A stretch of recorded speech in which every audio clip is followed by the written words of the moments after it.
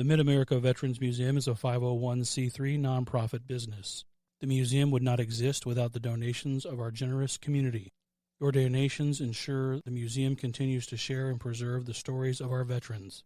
To donate, visit mavm.org and click on Donate.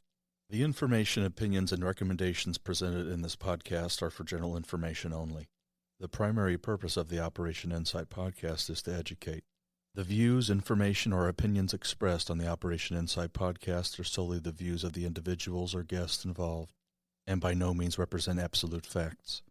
Operation Insight does not accept responsibility for their views or comments.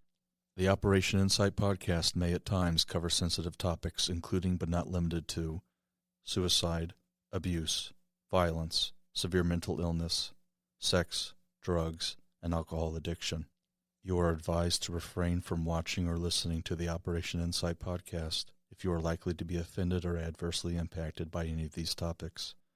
Neither the company, host, director, or the guest shall at any time be liable for the content covered, causing offense, distress, or any other reaction.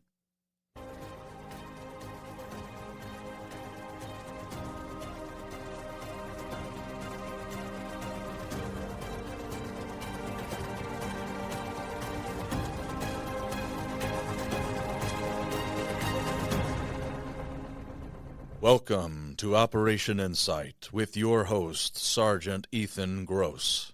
Welcome back, family. Today's episode will be a little different. Jason's feeling under the weather, and so he's not joining us this evening. But I think this might be the perfect guest for a situation such as this. Our guest tonight is Lieutenant Colonel Michael Vincent, United States Marine Corps, September 2003 until September of 2023. The reason I say that Mike is probably the best guest for a situation like this is because I actually have you quoted, Mike. Marines don't quit. We adapt.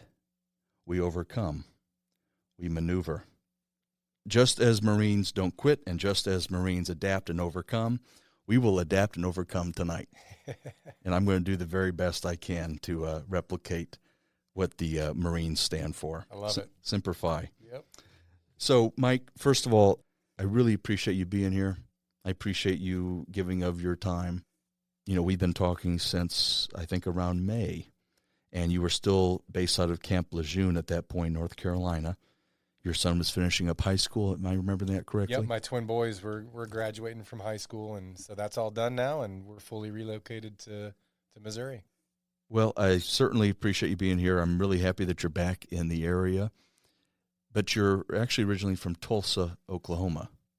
So tell me a little bit about first your family and then what brought your family to the St. Louis area. Yeah. Well, my dad worked for McDonnell Douglas in Tulsa, and that was 1994 that Boeing bought out McDonnell Douglas.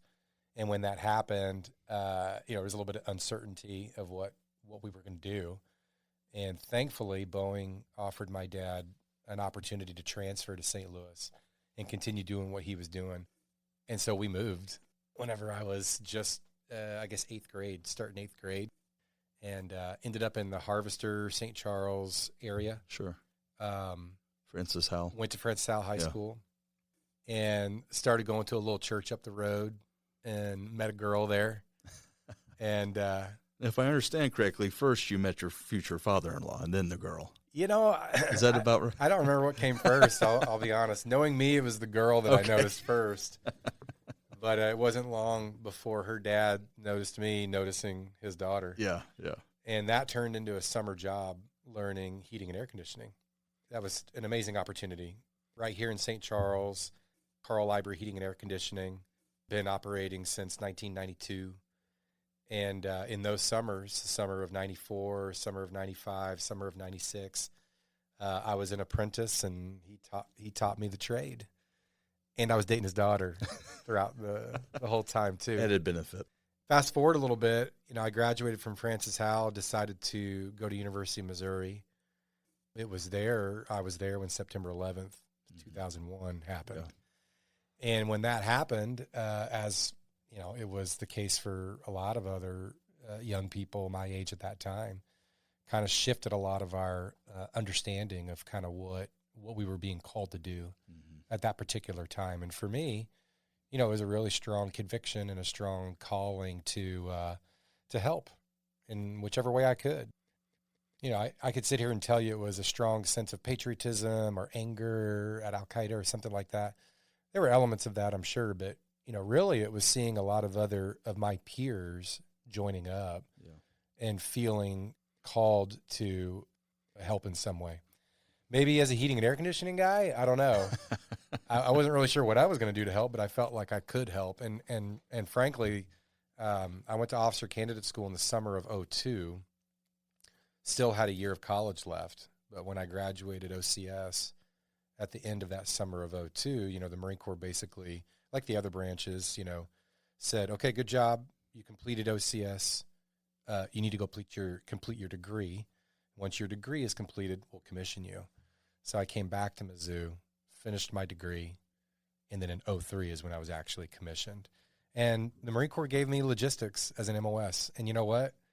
It suited me perfectly because it gave me an opportunity to go to all the different types of organizations, the major types of organizations in the Marine Corps, infantry units, aviation units, logistics units, and find a way to provide support. Do what I could to learn their language, figure out what makes them tick, and see what I could do to provide good support for the limited amount of time that I was there as their logistics officer. So let me get into the weeds a little bit because I find this interesting, Mike. So I don't know how to ask this question. Basically, how into your girlfriend were you at that point before college? We were your classic high school sweethearts. Okay. Oh yeah. Did you know where it was going to go before you attended Mizzou? No. And, okay. You know, we did have a breakup. You know, we broke up during that period of time as well. And spent a couple years, we dated other people. We went to different schools. So she wasn't part of your decision when you decided to join. When we got back together, we were both thrilled to be back together. Yeah. And it was like, hey, there's something I got to tell you. Wow. I've joined the Marine Corps. How did she feel about that? Yeah, there was a little bit of shock. But at the same time, there was, and my wife's always been like this, there was an element of kind of like, all right, let's do this thing. We're in it now. You know? That's great. And so, you know, that was hard too, that first summer. Well, the summer I went to OCS, right before I left, you know, talking to my boss, now my father-in-law. Sure. And saying, hey, I'm not going to be here this summer to help out. I'm going to be in Quantico, Virginia. Had a 10-week job interview to see if maybe I could become an officer in the Marine Corps. How did he take that? He wasn't thrilled. I don't think he was convinced initially, you know. You know, as time went on, you know, I was really blessed by having the support of them, my now in-laws. Did my you look parents as well? Did you look at Carl as a mentor at that point, more than just a boss, but a mentor? Oh yes, you know, I had mentioned that I met Beth, my wife, up at the local church we were going to, and I met him there too. And that kind of spiritual mentor connection was always there from the very beginning, and that's a thread that ran through, and to this day runs through, you know, our relationship. He's my father-in-law now. He's my boss. Yeah. But he's been one of my best friends since the very beginning. So the reason I asked that is I'm curious, was he part of your decision to join the Marines at all prior to doing it? No, I would say no. That really was more of a circumstantial, environmental decision, which I believe that's how calling works in general, is an awareness of what's going on in your environment and a willingness to say, am I being asked to help in some way? And can I help in some way? Yeah. And if, you know, the thing that I'm able to do aligns with what my community is asking me to do, well, that just might be your calling. Sure. And I think that that's a freeing way to view that, because it's not solely dependent on your own preferences, because, you know, our preferences can be deceiving sometimes. You know, I prefer to be on the couch with a beer in my hand right now. Yeah. And those aren't always the most healthy things for us. Yeah. You know, there's a lot more going on out in this world, and we're called to be a part of it. So, no, he wasn't a direct part of it. But it does sound like the things that you learned from Carl and the things you learned from your church family led you to making that decision. I would argue yes, and it takes participation in the process. Mm-hmm. I would say, if in general, not just in the spiritual domain, but I think any of those domains of wellness in our lives, whether it be our physical health, that mental academic engagement, the emotional mental health component, the spiritual fitness component, each of those things requires us to participate in the process and take some initiative, as opposed to just be consumers and just be kind of spectators. Sure. Watch it idly go by. Exactly. Yeah. Hoping that maybe you'll catch lightning somehow, or the skies will open up and a beam of light will come down and say, go this way. That was a really important lesson that I know I needed to learn on my own spiritual fitness journey. And that is, you can't sit here on your hands expecting a voice from heaven to tell you which way to go. Sure. And I know some people listening who pursue those goals in their lives, whether it be through religion or their own personal faith journey or what have you, might not take that the way that I mean it, but the way that I mean it is that there's an element of responsibility, active ownership participation that's been delegated to us. Yeah. And I think the military is a great metaphor to understand that. It is. In terms of our mortality is the context of our leadership philosophy. Sure. In other words, we do what we do because we know we're not going to be here forever. Maybe not that much longer at all. Sure. And that becomes really, really clear in that combat scenario, that context of having an enemy actually trying to kill you, or even in the support role, perhaps as a logistician, but still being exposed to danger in some way. Sure.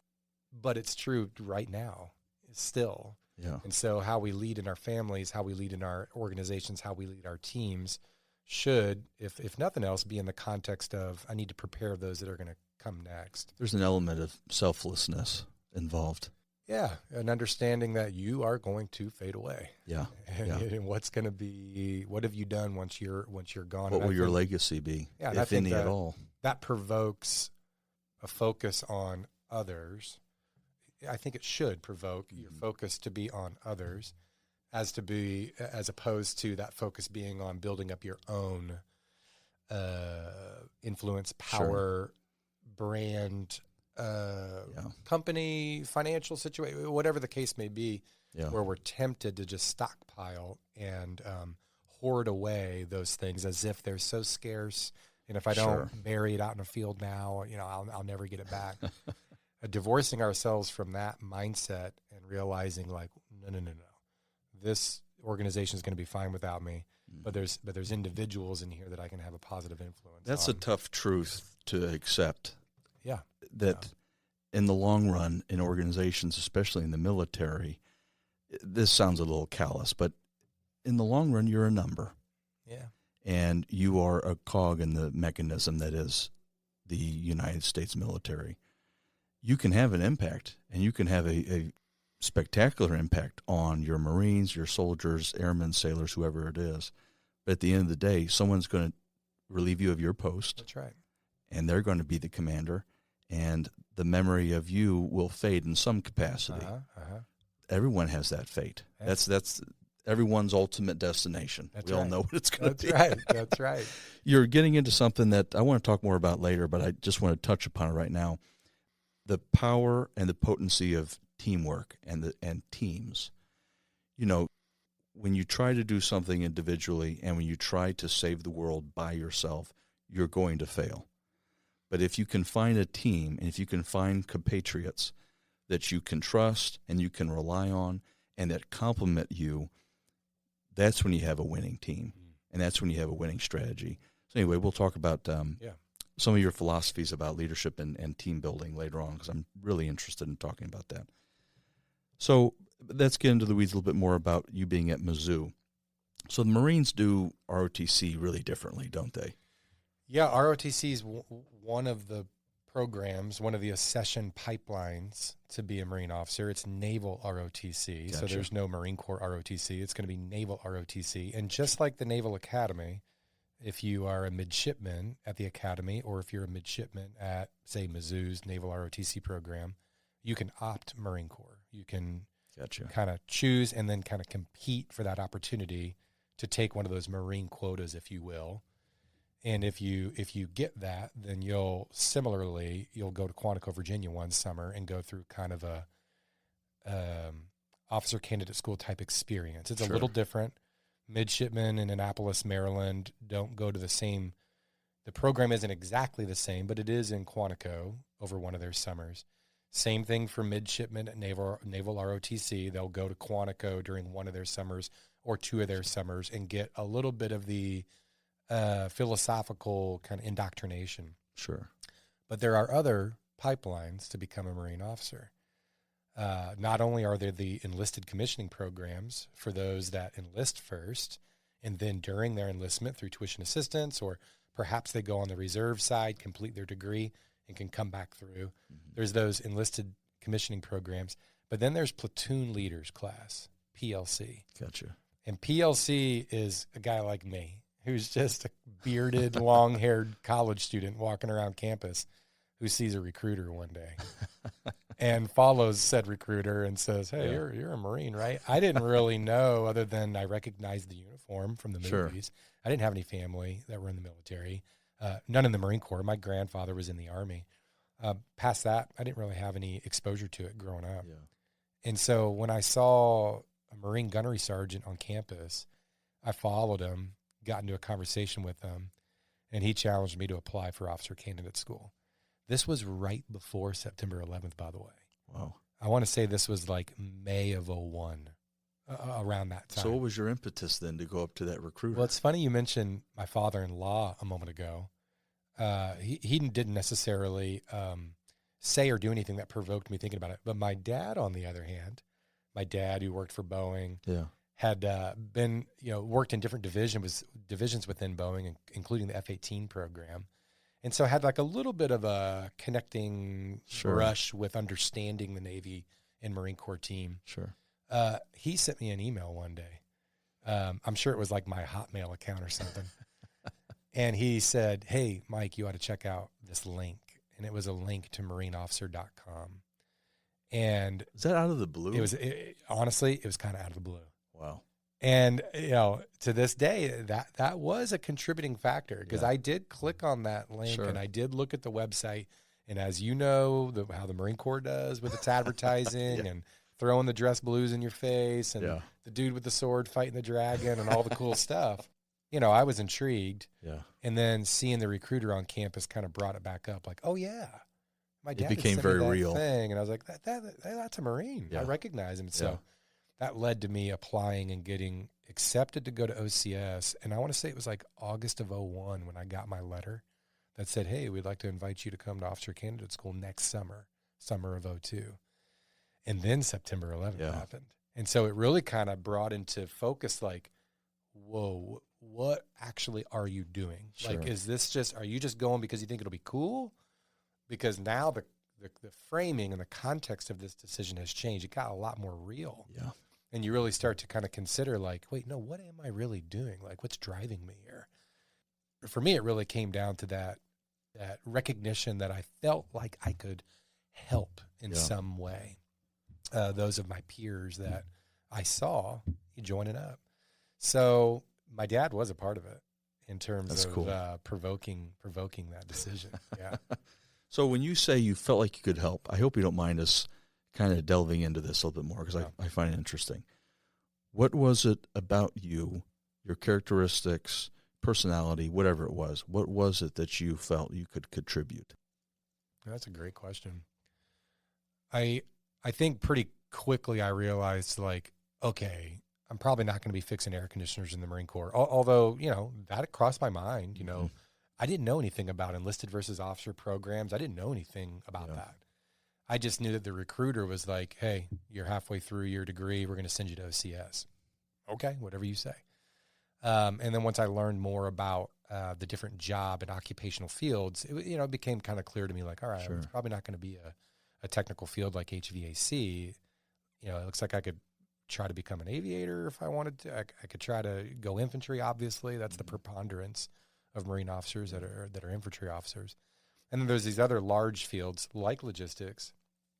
And once I learned about the logistics occupational field, it really resonated with me because of that support role, that support philosophy that kind of drives that particular occupational field. Go to an organization, learn who they are, what makes them tick, what they need, and figure out the best ways to provide that for them. So really you had a spirit of servanthood.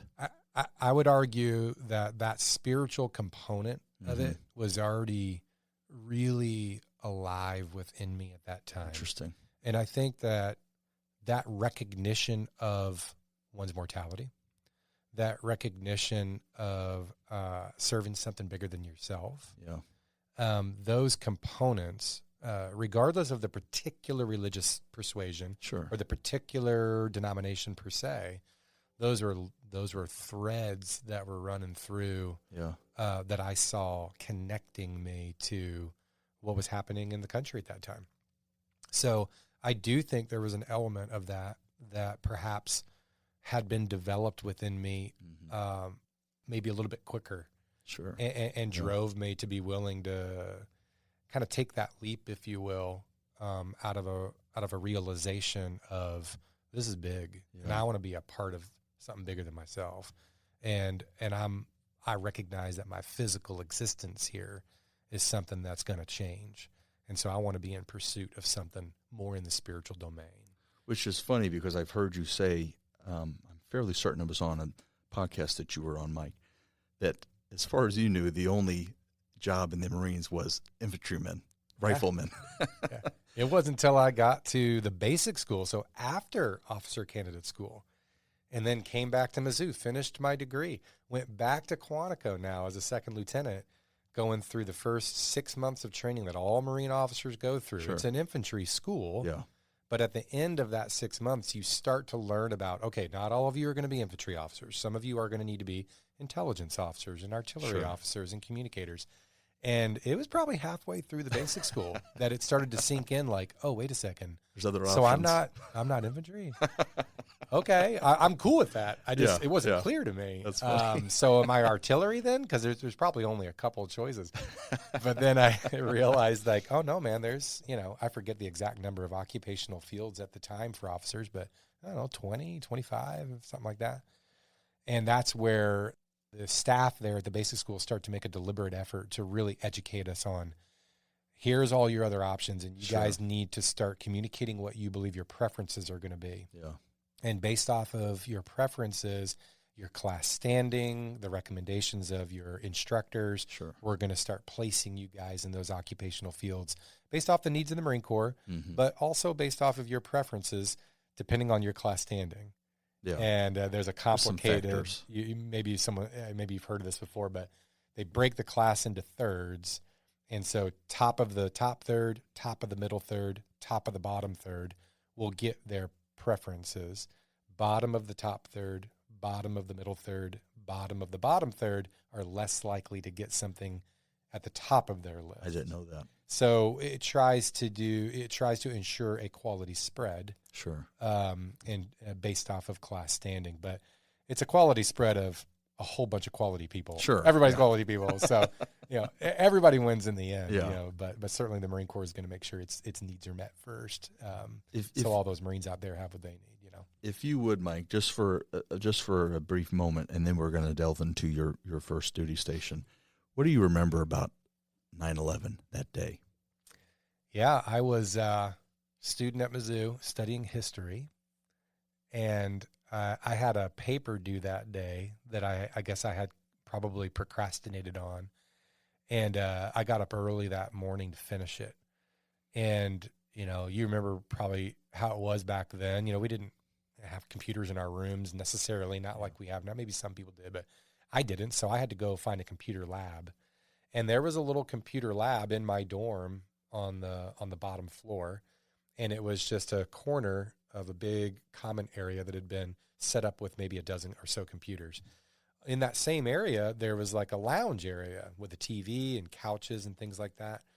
And when I came down that morning at around, I don't know, 6 or 7 o'clock in the morning, and I'm sitting at a computer starting to work on my paper. I don't know if the TV was already on or someone maybe came and turned it on, but it happened to be on. And just random Sports Center was on or, sports news was on.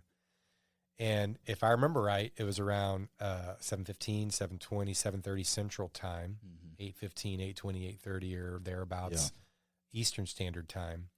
And so all of a sudden, news flashes started cutting in on the broadcast on that particular TV. And as I'm sitting there typing away, I start to see out of the corner of my eye, something's going on. Yeah. And people are starting to gather around the TV. Wow. And so, I need to finish my paper, but now I'm like, what in the world's going on over there?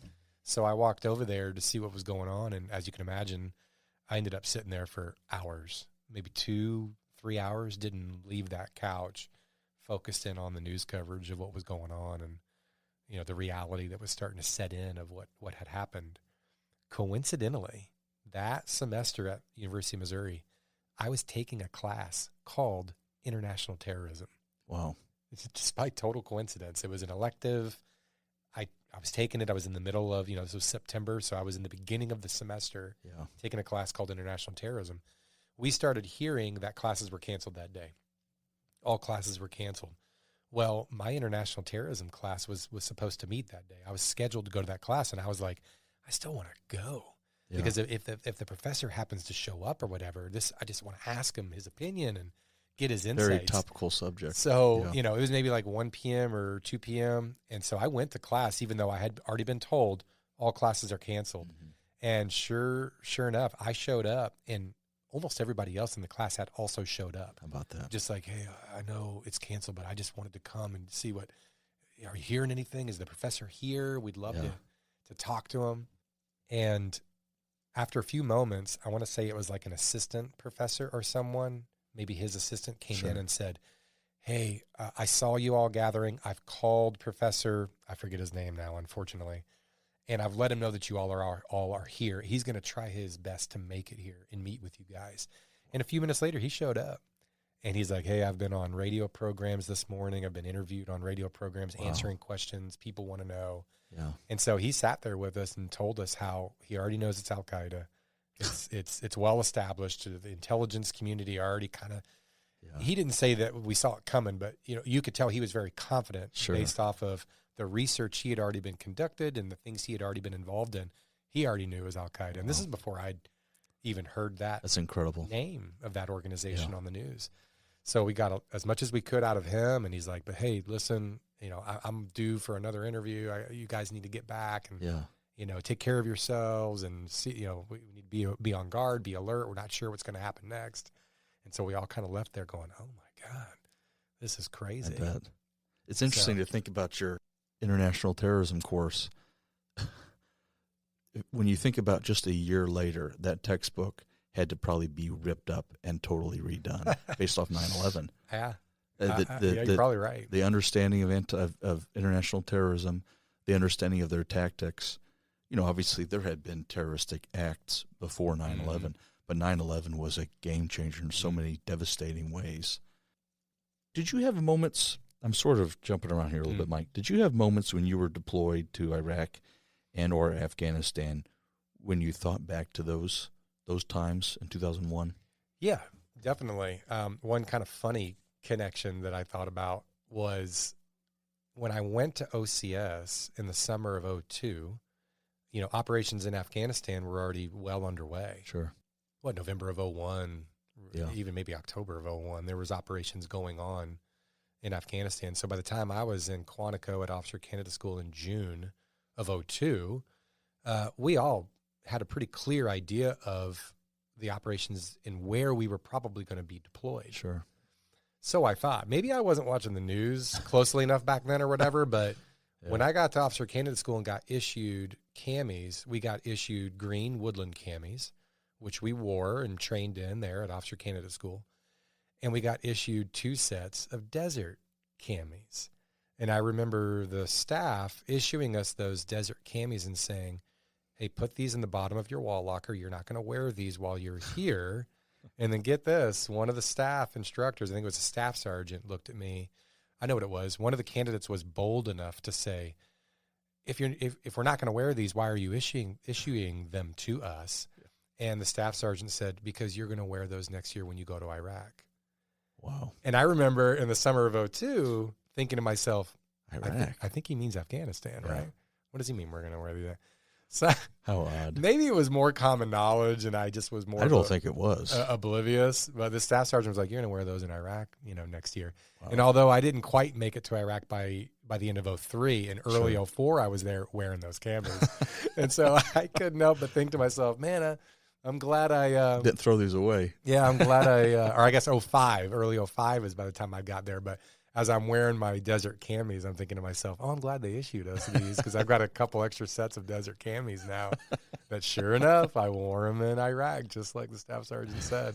But in the summer of 2002, I was kind of confused by the comment. That would be confusing. I think he means Afghanistan, right? Yeah. Nope, he meant Iraq. So I did think about, things like that. Officer candidate school really is a screening. It was compared to like a job interview. And I think those are really good ways to think about OCS. Officer candidates aren't so much trained to do much of anything there. Like, for example, you don't go to the rifle range and qual on the rifle at officer candidate school. Officers don't do that till they're at the basic school after they've been commissioned. Sure. So it's a little backwards, perhaps. But OCS is 10 weeks to reconsider your decision. And a lot of candidates reconsider their decision and say, I ain't doing this. No, thanks. Are they basically testing not only your will to be a Marine, but also your aptitude to be a Marine officer? Absolutely. So there is that. I think aptitude's a good word. So there's like an academic component of what they're evaluating you. There's a physical fitness component that they're evaluating you on. And there's a leadership component that they're evaluating you on. And you get grades and you get assessments and evaluations during that time. And it's a way for them to perhaps make a tough call to say to somebody, hey, man, this isn't working out for you. Sure. That's probably less common. I don't have data to support this. Dropping somebody due to academics, leadership, or physical fitness is probably less common than the drop on request. The candidate that says, no, thank you. I've changed my mind. Self-selecting, basically. And, I definitely have memories of officer candidate school of candidates, in the middle of training saying, yeah, forget this. I'm done. I'm out. Wow. And the staff kind of, applauding and like, all right, bye. Because there's a taxi stand right there next to the parade deck, and you can catch a cab to the train station. You can catch a cab to the airport, pretty readily. You can be out of there if you want to be out of there. Yeah. And so that was a little bit of a interesting psychological component of OCS is that you can leave whenever you want. You don't got to be there. Yeah. And so that's a little bit of a different dynamic, What was your amount of freedom like when you were at OCS? Did you get to explore it in D.C.? No, there wasn't enough time for that. But I will say for the program that I went through, and I probably trailed off earlier when I was talking about platoon leaders class. So not Naval Academy, not Naval ROTC, but instead PLC, where as a college student, you can apply, and if you get accepted, you can go to OCS. And if you make it through, in my case, 10 weeks, the summer after your junior year, they'll offer you a commission as long as you go back and finish your degree. 10 weeks, the first 6 of those, could have been first 5, I don't know. You're training 7 days a week. But in the 6th week, you get about 36 hours of liberty on the weekend. And it's awesome because, you're released on a Friday night and you don't got to be back till Sunday morning. Yeah. You're like, oh my gosh, this is incredible. I can go stay in a hotel. I can, Yeah. My girlfriend, now my wife, she came out, one weekend and we spent 24 hours together. Yeah, there was internet cafes, Sure. Dating myself there. You could go to the internet cafe and check your Hotmail or whatever. So there was an element of freedom at around the halfway point or maybe the 6-week mark. Okay. Where you could have a little bit of liberty. And again, I think back at that and I think, what a good way to perhaps provoke someone to say, I'm not going back and really, really Most make definitely. sure Yep. If you want to be there, you're going to find a way, even after a comfortable bed. Taste of freedom. The taste of freedom. You're going to Yeah. come back on Sunday morning and you're going to report back in if you really want this. Yeah. And so that to me is maybe part of the Psychological. the genius. Yeah. I would say the advantages of that kind of program is because at the end of it, you should have a candidate who has had plenty of time to consider their decision. Sure. And even after graduation from OCS, I still had to go back to Mizzou and finish my degree. I was not on a contract during that time. I hadn't contracted. You don't contract until you're commissioned. So you basically attended the platoon leader course, OCS, of your own free will. That's right. That's right. And that's how that program works. Of course, Naval Academy is a little different. Mhm. I think even Naval ROTC, it's a little different. But that PLC program is, I've always thought it was advantageous in that regard because, I went back for my senior year, grew my hair out, grew my beard out, really considered in the wake of September 11th, really considered my decision. Yeah. And really was able to gain that kind of personal clarity to say, I'm doing this and now I know why I'm doing it. Yeah. It's not just a job. It's not just a challenge. This is actually a calling and a life that I want to pursue, at least for this season of my life. Sure. However long this season lasts. I didn't necessarily set out to do 20 years, but, it just turned into that because I continued to feel like, hey, man, this next opportunity is something that I really feel like I can contribute. Yeah. And I think back to your question about, well, what is it you felt like? If it wasn't heating and air conditioning, what were you contributing? Well, that's where I think those durable skills really shine through. And you see this all throughout industry. Those skills that formerly were known as soft skills, we used to call them soft skills,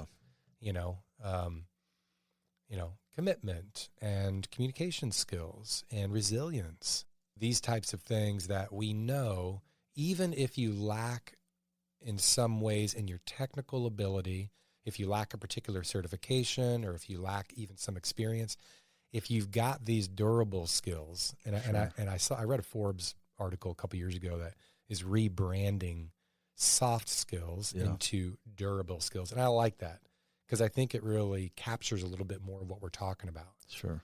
If you were blessed enough to have coaches and mentors and parents in your life who help develop some of that ability to cope with failure, ability to be thoughtful in your communication and in the things that you're doing. You could rattle off all those durable skills. That to me is what I felt like maybe if nothing else I was contributing. I'll be a good teammate. Yeah. I'll do everything I can to help. I'm not going to quit until this thing's done. And those types of things that's how I had been raised. And so I think if nothing else, I felt like, well, I know I can do that. And, as we know now through Gallup has done a ton of research on this and Forbes, as I mentioned, we know those are the skills that win the day in any organization, whether it's a military organization or a small business here in St. Charles. Like those are the kind of teams that we're trying to build. Individuals, guys and gals who are just interested in accomplishing the mission and supporting one another and setting one another up for success and maybe even outdoing one another in kindness and respect in order to generate the momentum in the team, generate the kind of loyalty and retention so that good people want to keep coming back and be a part of your team. I think that's a smart change because when you hear soft skills, I think typically people assume, that means they're not necessary. That means they're not important. Yeah. I like that change a lot, durable skills. Yeah. What's interesting about you talking about this, Mike, is in many ways, and maybe it's an obvious point I'm making here, but it reflects the Marine Corps. A Marine is always a rifleman first. Mm-hmm. That is a skill you must always have, no matter what situation you're put in, no matter what kind of stress you have to endure. You will be a rifleman at the end of the day, whether you're an intelligence officer, a logistics officer, whatever it is. Similar with durable skills. Those are skills that you can rely on no matter what situation you're put into. So, I think durable is a much better term than soft in that particular case. Let's get into, we'll kind of dance around here a little bit. What was your first duty station? So my wife and I talked about it, and we volunteered to go to Okinawa right out of the basic school, because we kind of sensed that a lot of people weren't wanting to do that right off the bat. And People want to stay stateside. Right. Yeah. And Marines don't go too many places. It's limited in terms Yeah. of the major duty stations. So particularly entry-level Marines, you're pretty much going to go to Camp Pendleton in San Diego, California, Sure. Camp Lejeune at Jacksonville, North Carolina, or you're going to go to Okinawa. And the smaller outliers like a Korea or a Hawaii or even a 29 Palms, those are smaller outliers. It's just not as likely that you're going to end up there. So knowing that and seeing how everyone was kind of jockeying to stay stateside. Yeah. You saw an opportunity. Beth and I talked about it. We were like, we want that experience. Maybe it would be fun. So I threw my name in the hat and said, hey, I'll do Okinawa. I'll volunteer for it. So I put that at the top of my list, and we ended up in Oki. Was it from there that you deployed to Iraq? Right. Got to Oki. My daughter had just been born. And so newborn baby, me, the wife, in Okinawa. And Operation Iraqi Freedom was in full swing. Yeah. This is now 2004, summer of 2004. And I said to my wife, hey, honey, the Marines that are deploying to Iraq right now are units out of San Diego and North Carolina. None of the units out of Okinawa are deploying to Iraq. So I just want to put your mind at ease. Oh, my God. Great job. It took, I think, 2 months later. Yeah. I remember walking in our house on base, and she was feeding the baby. And I was like, honey, I'm taking my platoon to Iraq. And I remember her putting the baby down. And she looked at me and she goes, that's the kind of thing that you need to say. Honey, why don't you put the baby down and sit down? There's something I want to tell you. To say. And I was like, oh, yeah. Oh, you just walk in with that. My bad. But, as operations in Iraq had continued and we're in their, second year by that time and seemed it was going to continue on for some time, those units out of California, North Carolina started asking for supplementary units, augmentation, other units from other parts of the Marine Corps. The only other part of the Marine Corps that wasn't as involved, the Marine Expeditionary Force out in Okinawa. So, those calls were coming in as I was checking in and getting a Motor T platoon and starting to train my platoon, and was really excited about taking my platoon to the field and doing all the things, the lessons learned we were hearing from Iraq. I was pumped. And I remember my company commander bringing me and the other platoon commanders in his office, and he said, hey, one of you all is going to take your platoon to Iraq, and you're going to go to North Carolina first. You're going to augment a unit out of North Carolina, and you're going to go with them to Iraq. And Mike, it's going to be you and your platoon because you've been doing the best training lately. Which you love to hear, but you also kind of hate to hear. It was kind of like, because, I really have watching you. Your platoon's the best trained right now. And so, of course, you're like, oh, well, thanks for noticing. And the other platoon commanders are like, man, are you kidding me? This guy, he's new. I've been here longer, You were all revved up then. It was I was exciting revved up. to you. It was, totally exciting. And I think, I raced home that day. I'm like, honey, turns out I am going to Iraq. She's like, are you kidding me right now? How about sit down first? Yeah. So, reality kind of set in as we got closer to that deployment date, where it's like, oh, wait, hold on a second. Oh, my God. Yeah. I'm deploying to a combat zone with my Motor G platoon. We're going to drive all over Al-Anbar province, delivering ammo and food and water and fuel and all the things that we did on that deployment in 2005. And, man, I just had a phenomenal platoon. I can't say it enough how great those guys and gals were. We just had a 20-year reunion last summer of that 2005 deployment. That's awesome. In Lake of the Ozarks. And, man, we just had such a great time reminiscing and telling stories. And, part of the reason why we were able to enjoy that reunion is because we all came home from that deployment. Wow. Which, of course, I know that wasn't true for a lot of other huge blessing. A lot of other units. And we had a couple guys that got hurt, but thank God we were all able to come home from that. So in that regard, it's just a memory, an experience of mine that was one of the most difficult thing I had done in my life up to that point, but something that I look back on, and it's a standard, a model of kind of like what right looks like in terms of everybody pulling their weight. on the team. What hardships did you endure in Iraq? Yeah, for us, we were a logistics unit, so I hesitate to say that we endured hardships. I was with an infantry battalion for my Afghanistan deployment, and so gained a whole new appreciation for hardship on that Afghanistan deployment. But on that Iraq deployment, our hardships were just like everybody else's. Not a lot of sleep, on the road all the time, running all over the AO, doing the things that needed to be done. And for us, it was logistics, resupply missions. But as you know, the AO was such a nebulous environment where there was, not real clear lines that delineated, here's where there's real, a lot of enemy activity. Sure. And here's where it's relatively safe. Just as soon as you thought you had figured that out, that would change on you. Yeah. And so we were crisscrossing and interacting with the enemy that whole deployment. And, the improvised explosive device was kind of the main way that the enemy interacted with us. But we had, our share of ambushes and small arms fire attacks and RPGs zipping past you and that kind of stuff. And thank goodness we had armored vehicles. And I had really, really aggressive Marines behind machine guns that as soon as somebody wanted to take a shot at us, they regretted it. And thank God for those Marines who, though they joined the Marine Corps to drive a truck, they ended up manning a gun for that deployment, and they did great. So in a lot of ways, you said yourself, it was an ideal picture of what a deployment should look like. Mm-hmm. So then after your deployment to Iraq, did you head right back to Okinawa, or was there a duty station change? Nope, went right back to Okinawa. And, this is the end of 2005 now.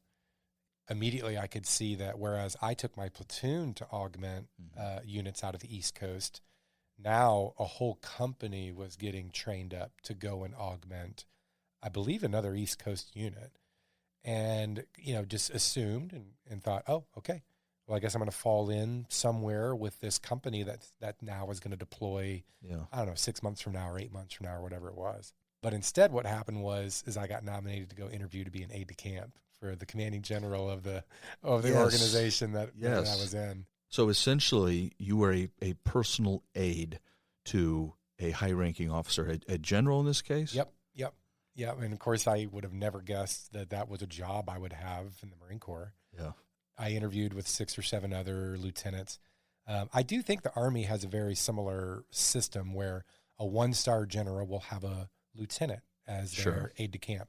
A 2-star general will have a captain. A 3-star general will have a major. A 4-star general will often have a lieutenant colonel. But I was a lieutenant, and I went to go interview to be the aide for the 1-star general that commanded the logistics group that I was in. And, I sensed, and I also, in an authentic way, I didn't want the job. I wanted to deploy again. Yeah. Which sounds crazy saying now, right? Like only a 20-something lieutenant, would be like, I want to get back in there. Yeah. Now I look back and I'm like, dude, thank God you did it. Yeah. But at the time, you know how it is. Like if your unit's going, like you want to be there with them. With your guys. You don't want to not go if everyone else is going. Yeah. And so I had already kind of made up my mind. And this time, talked to my wife, like, hey, I it looks like I'll be deploying again. It'll be in a few months, whatever. I got to go interview for this aide thing, but don't worry, I'm not going to get it. By the way, my twin boys were born during this time. So now I've got the 2-year-old daughter and my twin boys that were newborns born over there in Okinawa. So when I interviewed for the aide gig, I remember sitting there with the general and saying, sir, I appreciate the opportunity to interview. I'm definitely not the guy for this job because the boys hadn't been born yet. My wife was pregnant with the boys. Yeah. I said, hey, I'm not the guy for this job. My wife is pregnant with twins. There could be a higher risk associated with a, pregnancy with twins. And I would just hate to be the aide that is not going to be able to do the job and constantly gone or at medical appointments. So, but you're kind of looking for excuses at this point. Okay. Yeah. So I thought that was a slam dunk.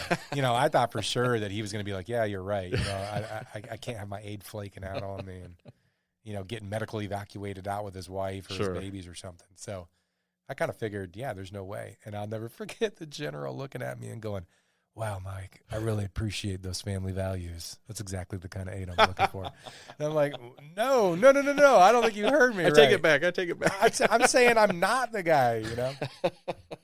He's like, man, I like that. That's great.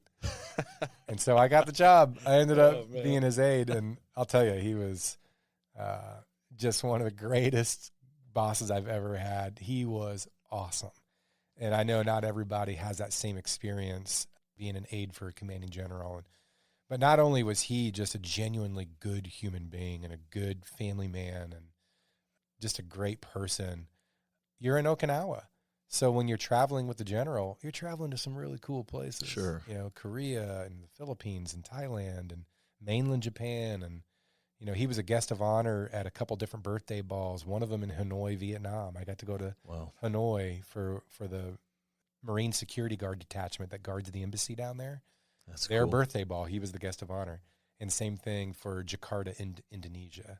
The Marine Security Guard detachment at the embassy in Jakarta had their birthday ball, and he was a guest speaker, guest of honor. So I got to come along. I was the aide. So it turned into some really, really cool experiences. My wife, in the meantime, was in Okinawa taking care of twins and a 2-year-old daughter, as my wife did. Like, she's the real hero in this story. But that aide job was awesome. Go through, if you can, I'm sure there's no normal day, but kind of go through some typical duties as the aide de camp. It's predominantly travel planning. So, you know, in the case of this particular organization, the general had subordinate organizations and subordinate commanders who were in mainland Japan, Hawaii, and of course Okinawa. So when and those units would do training exercises in Korea and the Philippines and Thailand. Yeah. So whenever the general was looking at his, say, calendar for the next 6 or 8 months, you know, he would say, all right, we want to get out there and see this training exercise in the Philippines. I want to go see the colonel in Hawaii and see his organization. I want to get over to Korea. We're doing a huge command post exercise. The whole organization, we're going to set up our command post in Korea. So you real quickly the calendar starts to fill up. Sure. And all the planning within defense travel system, government travel cards, hotels, lodging, transportation, reimbursements, all those things, all the travel claims and all of that. And then also just the interactions, the meetings that the CG is going to have. Sure. So he might say, hey, well, we're in Hawaii. I need to go see the commanding general of Marine Forces Pacific. So if you get me an office call with him.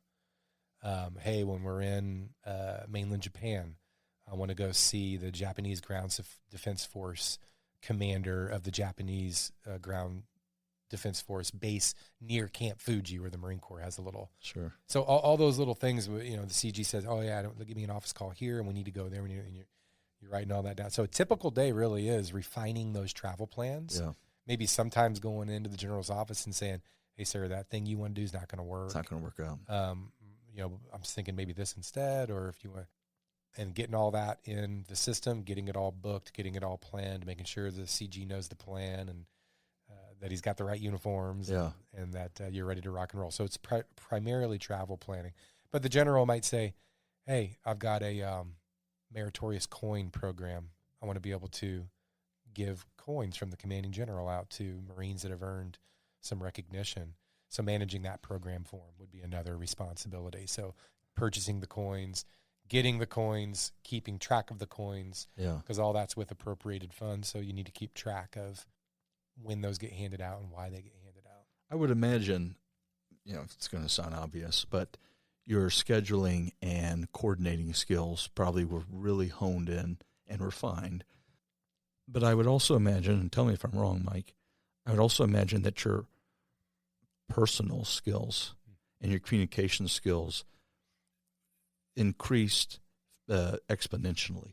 Am I correct when I say that? You know, I wouldn't be able to prove that, but I certainly feel like that's true. You go from being a platoon commander to, you know, where you're talking to your Marines all the time. Sure. And interacting with them in that way, interacting with young people, very young people. And then switching gears, and all of a sudden the main person you talk to all day is a general officer. So it's there's a certain decorum there. Yeah, there's definitely a difference in approach And, I wanted to be in receive. I wanted to contribute. I wanted to do my job. Sure. But I also wanted to be in receive mode as much as I could. Funny story, which kind of segues to my next duty station, is when it came time for me to leave Okinawa and go to my next duty station. I hadn't really done this yet. I'd only gone from the basic school to Okinawa. Yeah. And I volunteered for Oki, so I didn't really know much about the process of getting your next set of orders. Sure. And how that really even worked. Like, do I get to ask? Do I have a say in the matter? Yeah. Am I just going to be told? You're still a little too junior to have the courage to just call up your monitor and say, "Hey man, I want to go to I want to go to California this time." So I wasn't sure, am I allowed to talk to my monitor? I'm not sure. So I thought, well, I'll get the general's advice. And I had a printout of all the openings, all the job openings for lieutenants with my logistics MOS. Sure. And there was some really cool stuff on there, and one of them I remember in particular was this weird reserve center in Santa Cruz, California, where they needed an active duty lieutenant to be there to do, we call it instructor inspector duties for a reserve unit. And I thought, man, Santa Cruz, California. That'd be a sweet gig. I bet you that'd be a sweet gig. So I'm like highlighting that as my number one. And I don't know what I was thinking. So I go in there in the general's office and I'm like, "Hey, sir, I was really hoping maybe I could get your advice on these billet openings."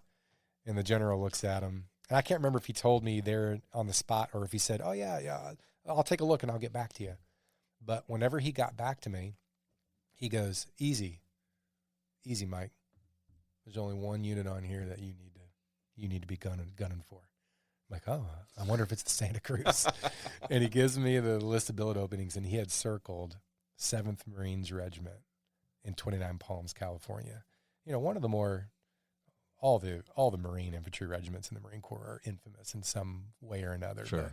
But, I had heard of 7th Marines. I knew about 7th Marines. So when he said 7th Marine Regiment, you want to go to 7th Marines, that's where you want to go.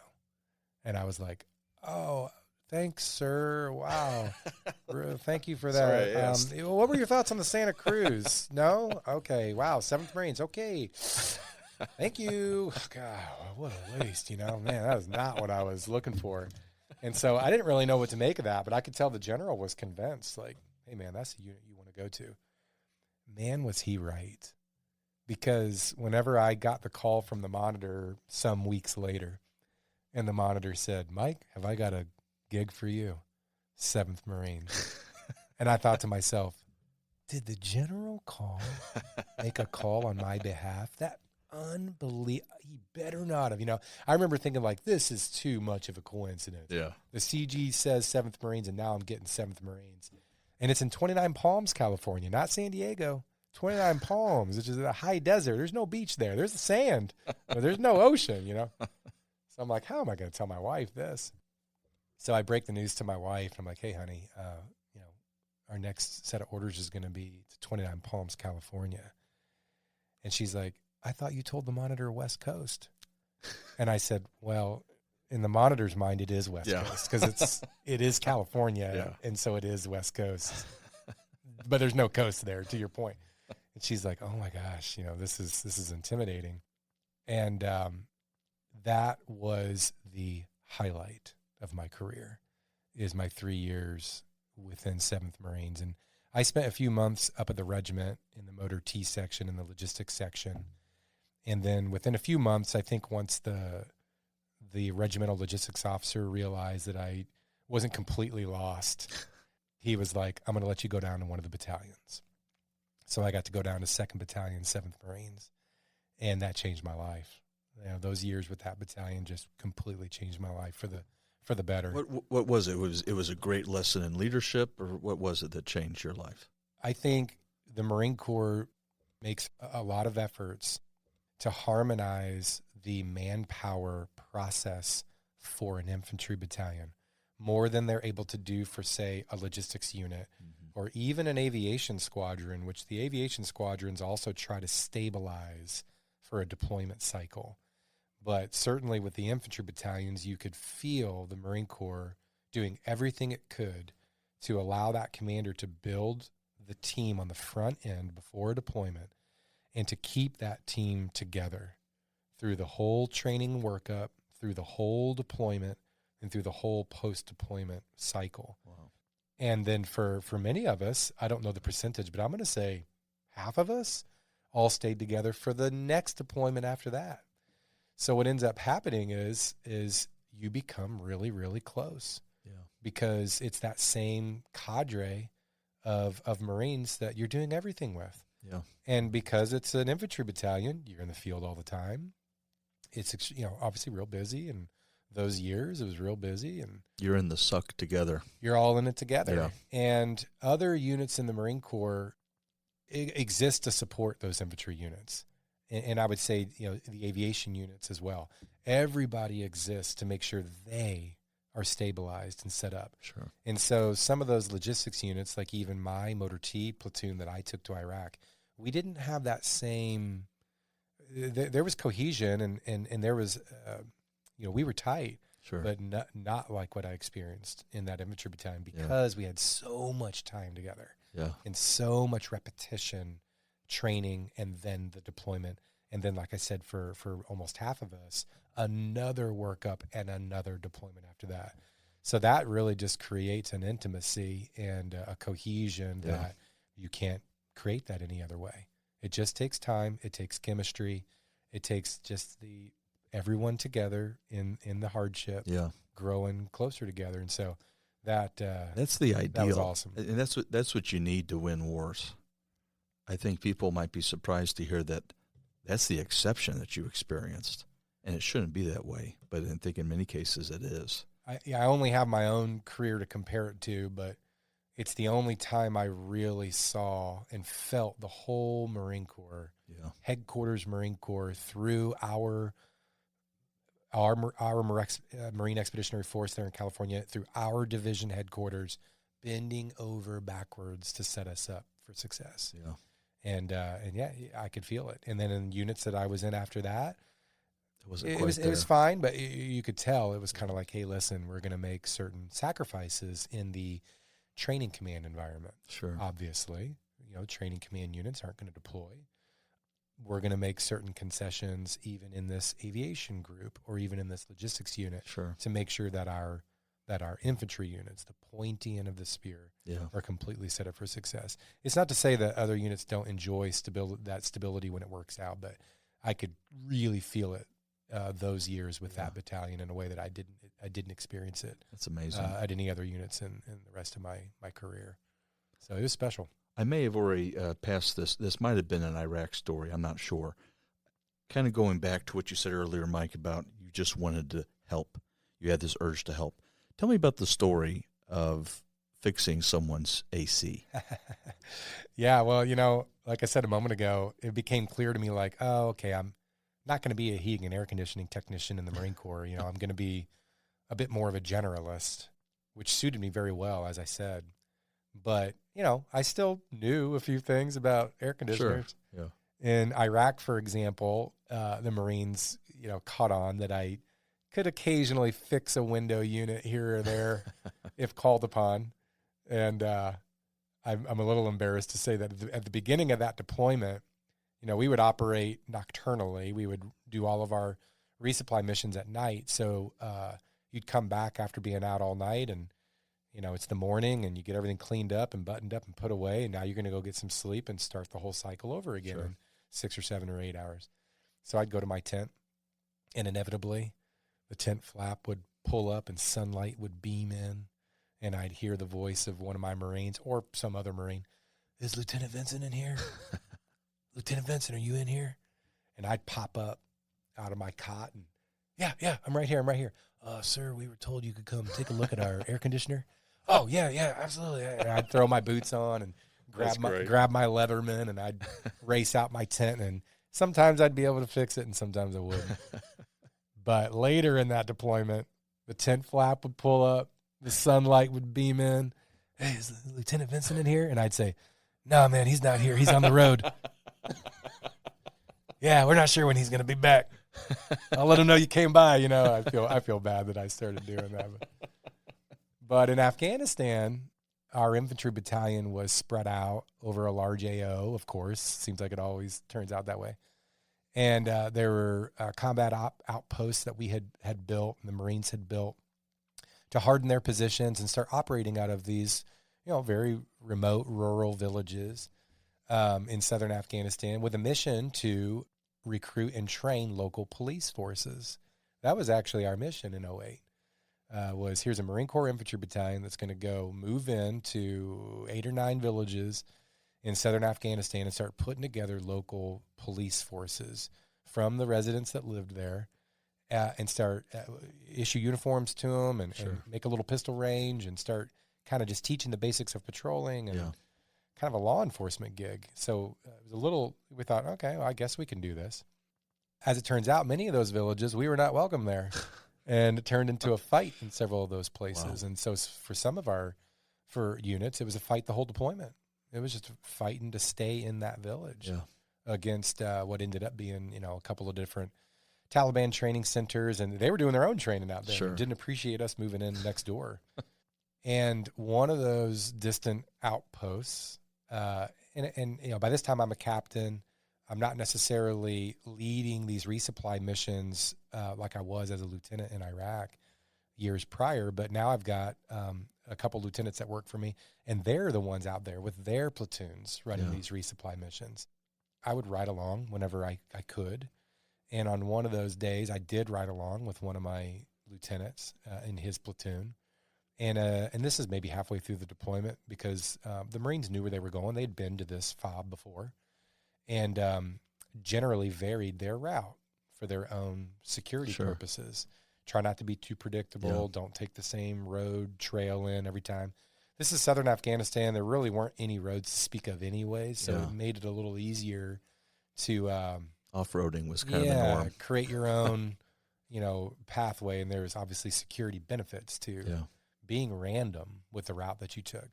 Well, on this particular day, as I was in the back of the convoy riding along in our recovery vehicle, listening into the radio, listening to my lieutenant run his platoon and doing a great job. And he stops the convoy, asks me to come up and chat with him for a second. So I move up in the vehicle that I'm in, get out, like, hey, what's going on? And he's like, well, there's a patrol out, and they want me to link up with them and let them kind of take me in the rest of the way to the FOB, but I'm trying to explain to them, hey, you're a little 4-vehicle patrol.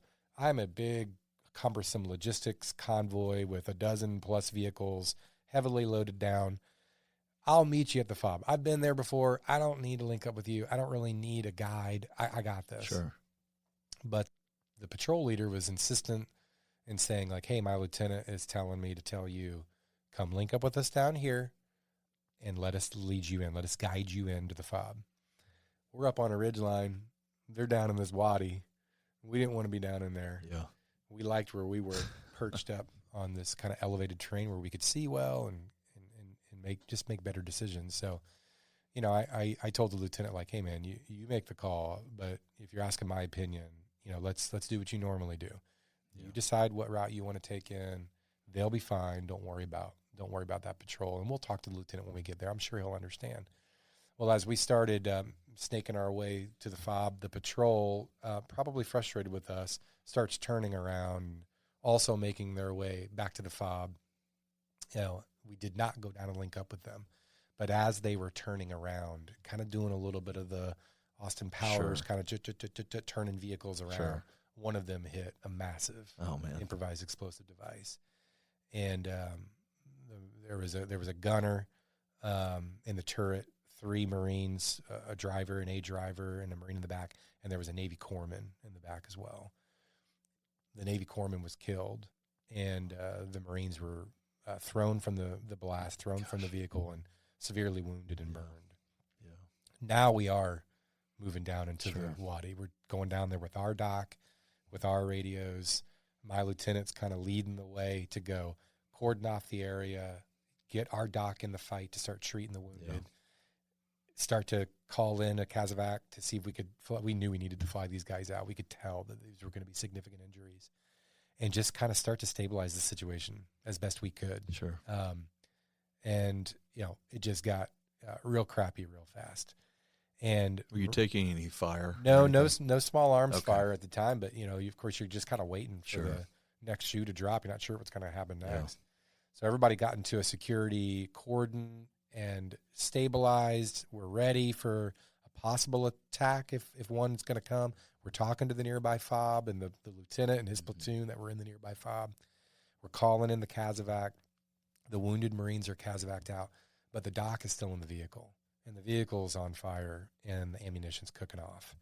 And it was still just it was just a situation where it's like, we need to wait. We just need to sit here and wait for all the ammo to stop cooking off before we can get close enough to put the fires out and get Doc out and get him out of here. And that took all night. That took hours and hours. Sure. And so the whole night, you're just making your way around the cordon, talking to all the Marines, like, hey, just stay vigilant. I know it's getting cold. I know it's getting late. I know this sucks, but just stay vigilant, stay alert, head on a swivel. Let's just make sure that if anybody's going to mess with us while we're waiting to get Doc out of that vehicle, that they regret that. They're not going to mess with us. Mm-hmm. Our priority is going to be recover Doc, get him CASEVAC'd out, and recover the vehicle. And so we accomplished all that ultimately, and by the early morning hours, dawn, up all night, up all day the day before, we're rolling into the fob, and we need to rest for a little bit before we start making our way back. We did get another helicopter in and got Doc flown out, killed in action, and got him on his way home. Yeah. And when I got to the fob, I wanted to go face-to-face with the lieutenant, the infantry lieutenant who had been there, the one that, I'm sure was probably frustrated with us for not linking up with his patrol. And I wasn't sure. I wanted to talk to him and just find out how he was doing. Obviously, he was not doing well in the sense that his Marines had been wounded and his Doc had been killed. So it was a small outpost, and as I looked for him, I could see him walking around the perimeter of the fob. And so I went and caught up with him and put my arm around him and said, hey, man, how are you? How are you doing? I am so sorry how things turned out. But we brought the ammo that you requested. We brought the parts that you needed. We brought hot chow that we can cook while we're here. Like we want to do whatever we can to just try to get everybody back in the fight, back focused, and anything else I can do. Literally, what is the one thing here at the fob that's just annoying you logistics wise that maybe while you've got me here, what can I do? And the lieutenant looked at me kind of incredulously like, really, you want to help me, huh? And I was like, yeah, man, is there anything I can do while I'm here? I know this sucks. What's one thing I can maybe do to lift spirits a little bit? And he goes, you want to do something? That air conditioner over there on that 20-foot container, that air conditioner hasn't worked the whole deployment. So you want to do something to help? Big shot. You can go fix that air conditioner. How about that? And I was like, it's the part I was born to play, Now's baby. my time. Time to shine. I grab my Leatherman and I go racing. I got you. And I go running over to the container where they had set up as like a little operations center. And we had a air conditioner on the top of that thing, dumping cold air into it, only it wasn't working.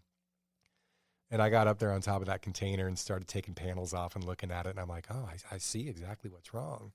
There's a little contactor, a little switch in there that had burnt up. Gets dirty. Sure. It arcs and burns. Yeah. I was like, man, if I just had another, there is another air conditioner here. I know, because as the logistics officer for this unit, I know exactly what equipment we sent to every single one of these fobs. So I know there's a second air conditioner somewhere. So I jump off the container and I went and found the staff sergeant. It's like, hey, staff sergeant, where's your other air conditioner? And he's like, I don't know what you're talking about, sir. I'm like, whenever we built this fob, I sent you guys 2 air conditioners. One of them's on the roof there. Where's the other one? And he's like, hey, listen, if it's on this little fob, it's going to be over in that tent. That's our little GP tent, our little supply tent.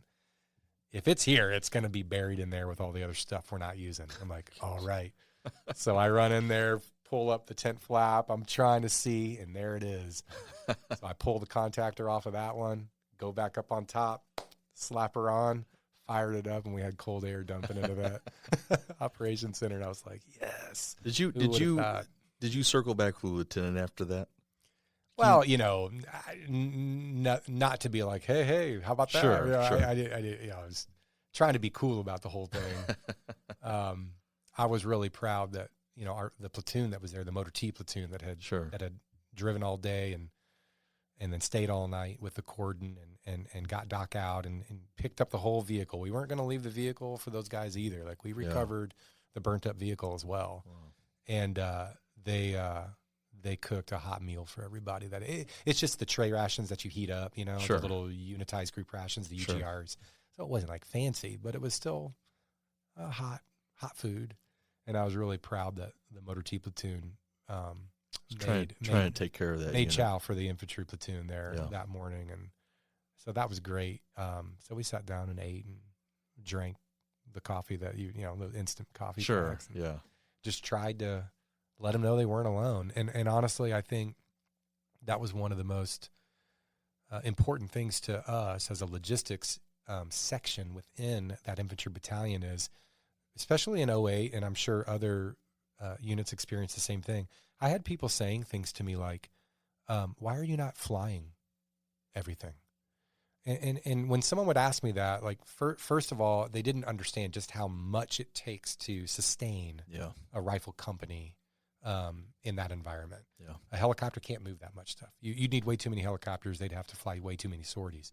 So, the fuel alone and the water alone is too much to fly. So you're going to have to put trucks on the road. Yeah. So I always would try to say, like, hey, you just got to understand, like, we don't have enough helicopters in the inventory to sustain these guys. So we got to put trucks on the road. I know it's risky. I know it. I wish we didn't have to, but there's no way around it. There's no way around it. But here's the other thing about it. We had calculated that our rifle platoons, because we were distributed out to the platoon level, and we had calculated based off of our ability to drive to them, to resupply them, each platoon could theoretically get a ground resupply mission every 14 days. That's theoretically. If there's any delays anywhere, then that'll become 15 or 16 or 17 or 18 days. And so within that 14 or 15 or 16 or 17 day window, we would try to have a helicopter, airlift mission go in. And that's going to be for your small things, maybe that critical repair part, or perhaps a routine kind of CASEVAC because somebody's got a minor injury or is sick or something like that. So we'd mix in a helicopter mission in between during that 2-week period. Kind of mitigate the needs in between that time period. Call it a dead period where no one's going to be there to do anything because the distances were too great. Yeah. And there was too many other folks that also needed to be supported.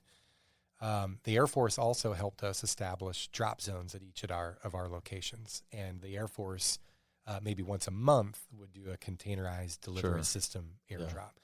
So for those rifle platoons who were out there, on their own, a second lieutenant, Marine Infantry second lieutenant, to the mayor of, Bakwa, Afghanistan or whatever. Yeah. They may not see us come out there, but for every 2 weeks, but they should have something that breaks that up, a helicopter airlift mission or a containerized delivery system, aerial resupply mission, airdrop. But I realized that if we didn't go out there with those trucks, who would ever go out there and see them? Sure. Who would ever go out there and put their arm around them? Yeah. Joke around with them, shoot the shit, drink coffee, talk about news, talk about, hey, what we're hearing about redeployment timelines, talk about how so-and-so is recovering in the hospital in Landstuhl, something like that. Yeah. That, the commanders tried to do what they could to circulate, but, it was a team effort. That commander by himself can't go see everybody frequently. Everyone needs to be a part of that. The Sergeant Major, was obviously a part of that. We'd have other senior leaders that would try to go out. And I really felt like it was another really important part of what we were doing. And I wasn't always there, but my lieutenants were always there. And my Motor T platoon commanders became very, very close with those other rifle platoon commanders and the company XOs because they were the ones that was going out there and drinking coffee with them. Sure. And going out there and making sure that somebody put eyes on them and did a face-to-face and said, hey, brother, hang in there. I'll see you in a couple weeks. Yeah. I thought that kind of interaction was really, really important. And, not only was it logistically impossible to take the trucks off the road it wouldn't have been good. It wouldn't have been good for us. Yeah. You know what I mean? That gets to, I want to talk about it in just a little bit, but that gets to resilience. And I've heard you mention toughness versus adaptability. So we will get into that. I want to, just briefly, I want to talk about DLI because you and I have that in common. Yeah. So eventually you were tapped for the Korean Command and Staff College. So as part of that role, you needed to complete the Korean language course at DLI. So just out of my own curiosity, Mike, tell me about your time at DLI in Monterey. It is an interesting chapter of my career that I would have never predicted, right? But as you know, I'm sure it's the same in the Army, but in terms of the career progression requirements, the professional military education requirements to be eligible for promotion and things like that, you got to go to school every now and then, sure. Right? Depending on what your occupational field, what your rank, what have you, you'll get looked at for different schools. So I had already gone to Expeditionary Warfare School as a captain. As a major, you need to complete Command and Staff College. And all roads go through Quantico. Quantico is kind of called the crossroads of the Marine Corps because officers become officers there. They come back for Expeditionary Warfares. They come back for Command and Staff College. And so when I got tagged for Command and Staff College, it would have been our third or fourth time in Quantico. And I remember my wife saying, "Do we have to go to Quantico again?" You're in the DC area. Highway 95 is inevitable. It sucks. It just sucks the life out of you, that highway. So, I sympathized with her when she was like, "Do we really have to go back to Quantico again?" And I was like, "Well, no, we can throw our name in the hat for one of these other alternative programs." And one of them was Foreign Command and Staff College. You could go to a foreign country's command and staff, like a little exchange program. And so I had to take the Defense Language Aptitude Battery first, the D-Lab. Yeah. If I had ever taken the D-Lab as part of my accession process, I didn't remember ever taking it. Okay. But the monitor said, "All right, if you want to be considered for foreign command and staff, go take the D-Lab." Well, I went and took the D-Lab.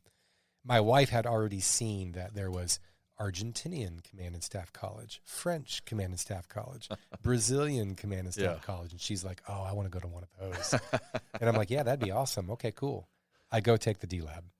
I'll never forget the guy printing off my score. It was one of these old printers that and he rips it off and he goes, "Okay, Major Vincent,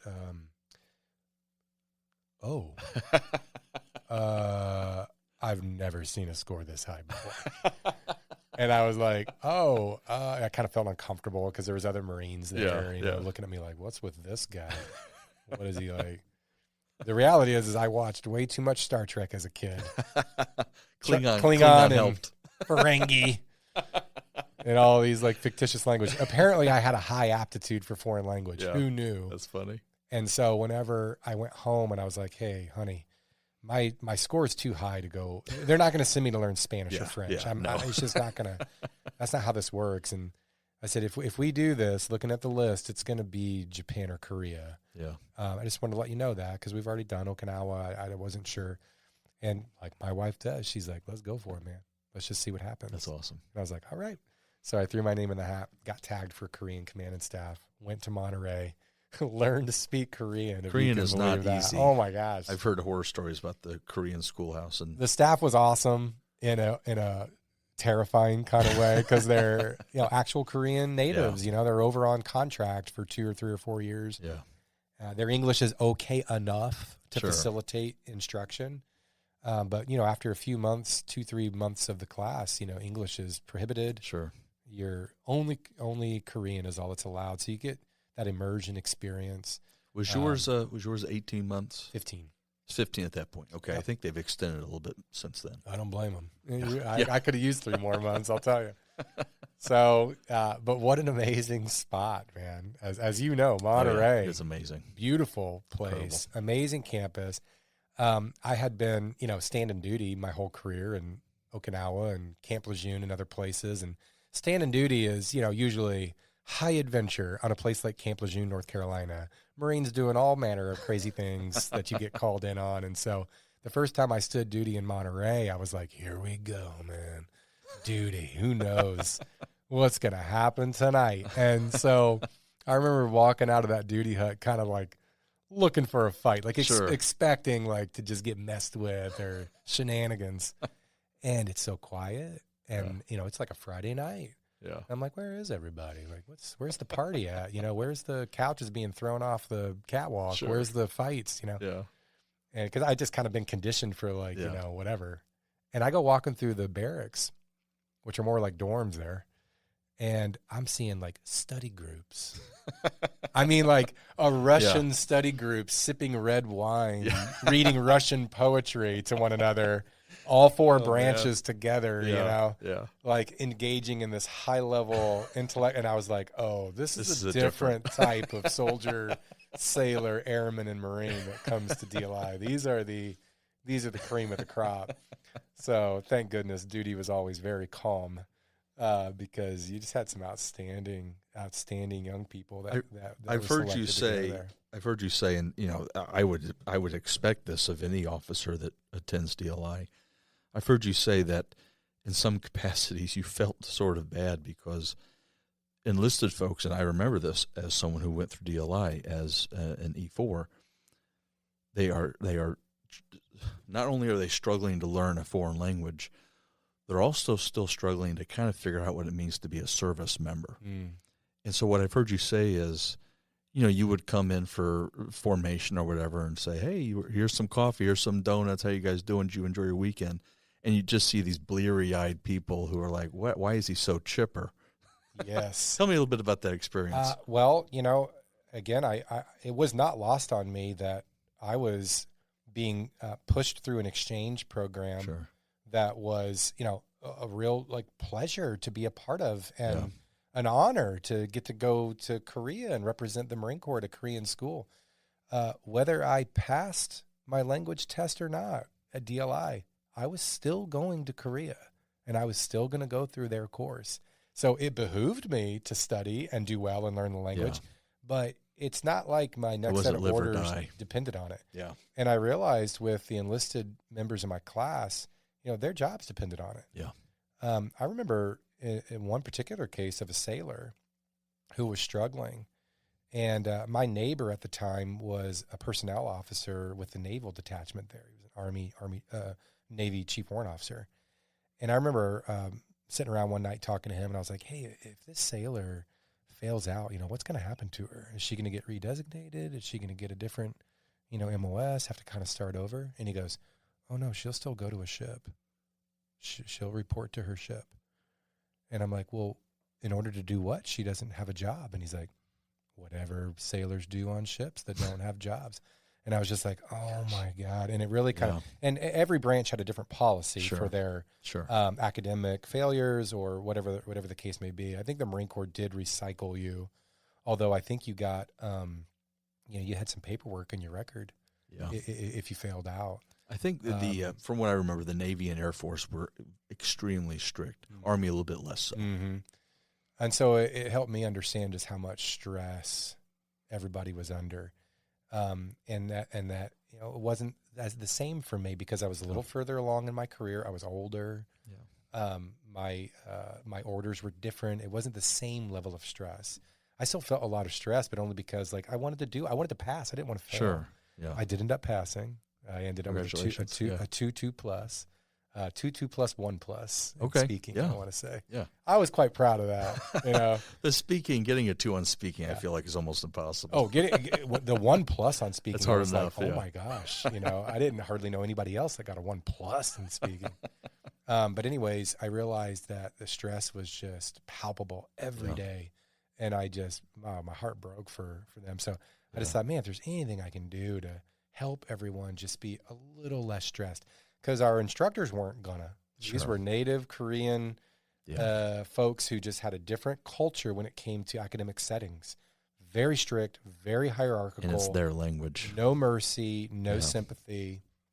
And so I hoped that, each day I was trying to do a little bit of something. Sure. Because stress shuts down the learning process. I mean, just shuts it down. And once that sets in, like it might take you a whole day to reset if you can come back from that at all. Yeah.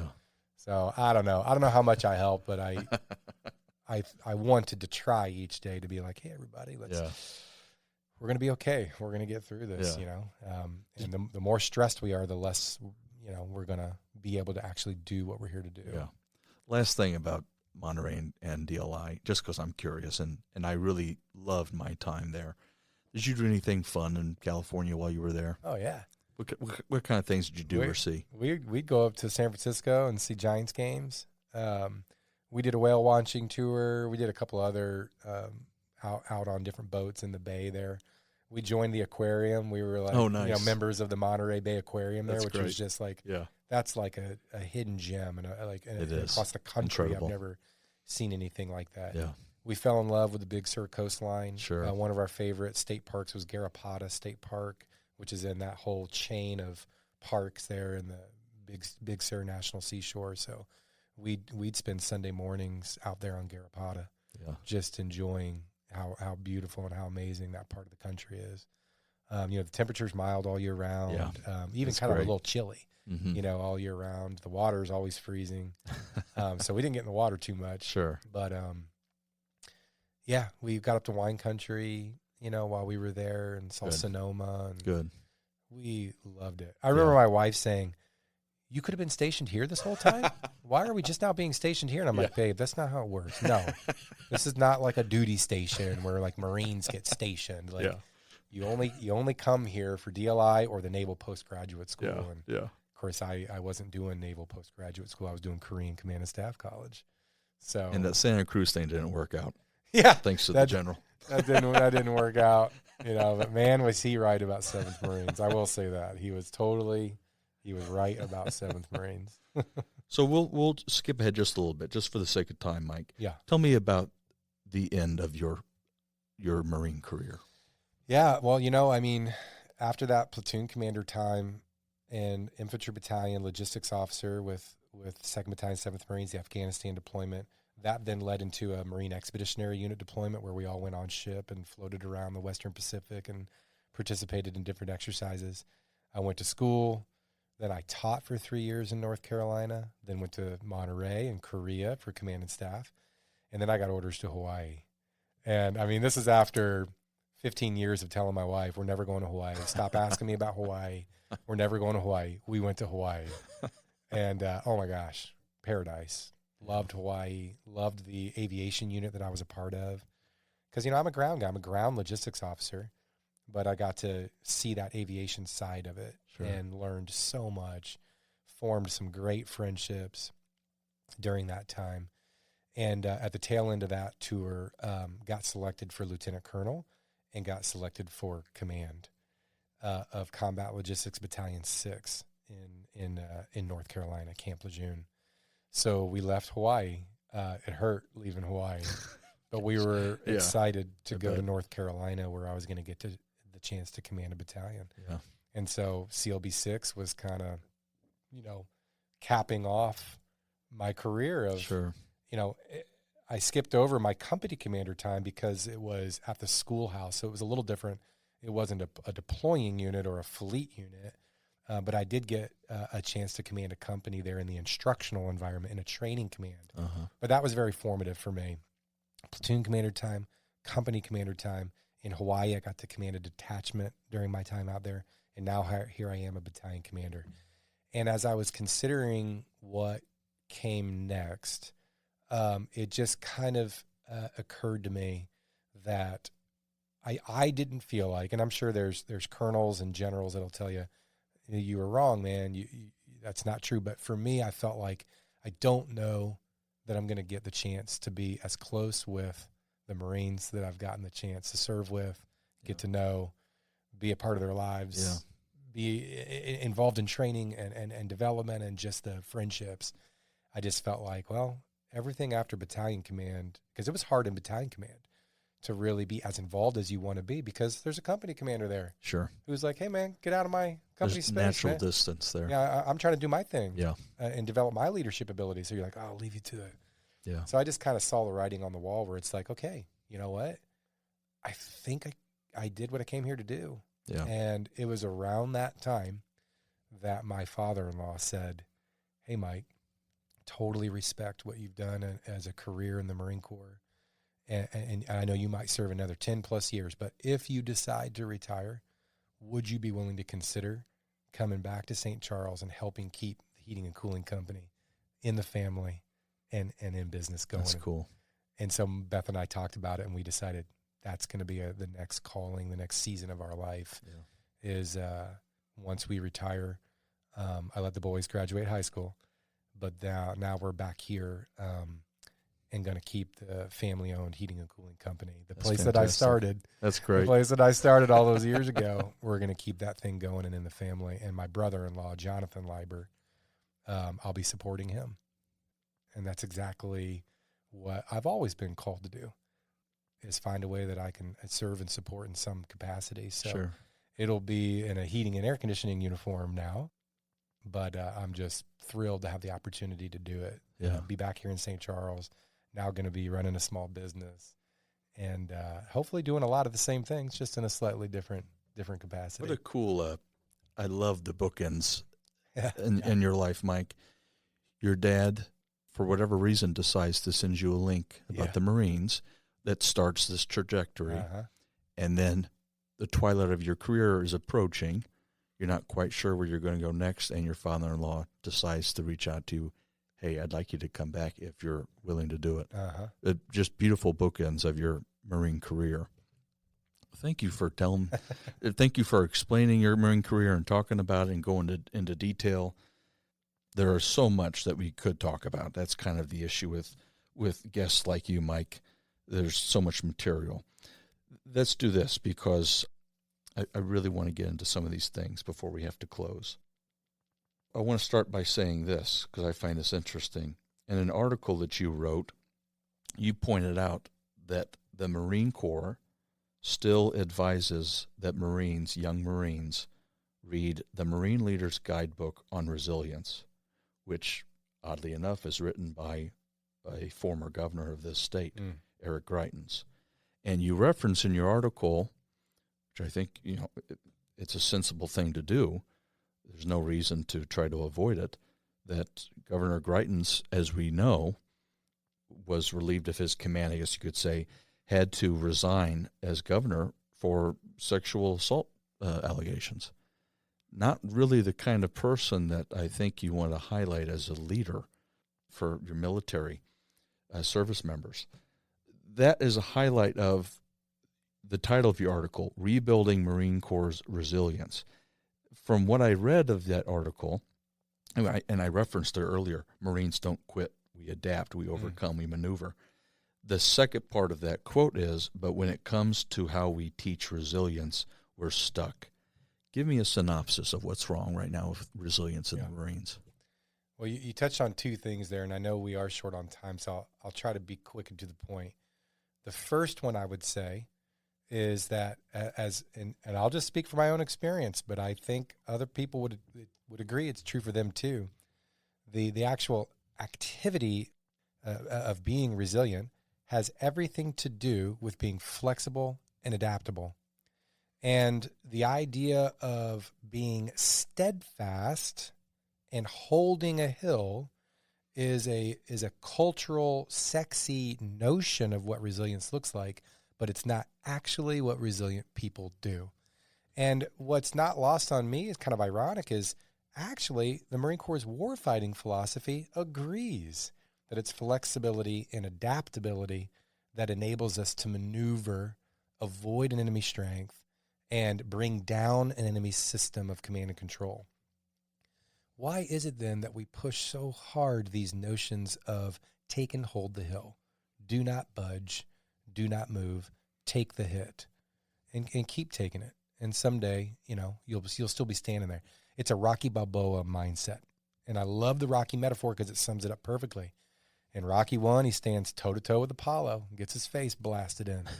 In Rocky 2, he does the same thing. Yeah. This time he actually ends up getting up before Apollo does, and he wins. I'll skip over Rocky 3 for a second because it's different. Rocky 4 stands toe-to-toe with Drago and just takes a beating but comes out on top at the end.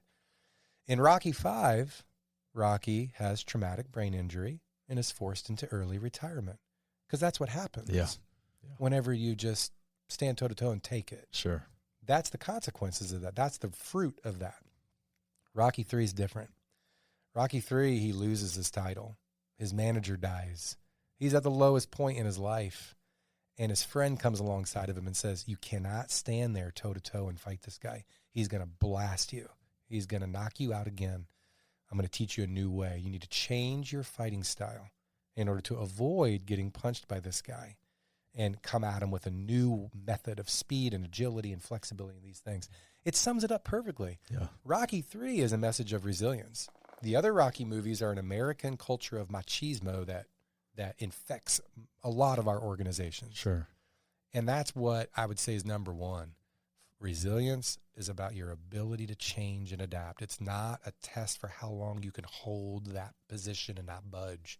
Steadfastness and rigidity is the enemy of resilience.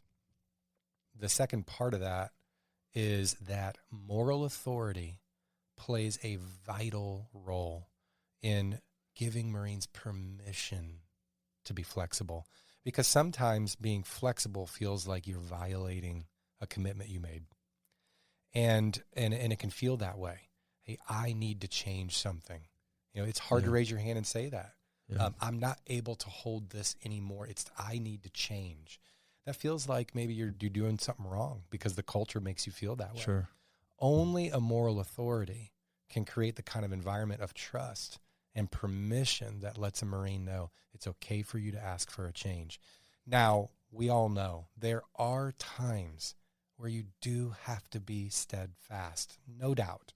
So I'm not some pie in the sky, naive person that believes that you're never going to have to wait. I know it's hard right now, but things are going to get better. But knowing that you've got an environment of trust where the leader does not have an ulterior motive, where that leader isn't just using you for his or her own personal gain, that's the role of moral authority. And when we elevate individuals in leadership positions that compromise that moral authority, rightly or wrongly, Governor Greetens wasn't convicted in a court, to my knowledge. He did resign amid allegations. Sure. And then it appears he would have been impeached for the campaign finance and violations, some other things.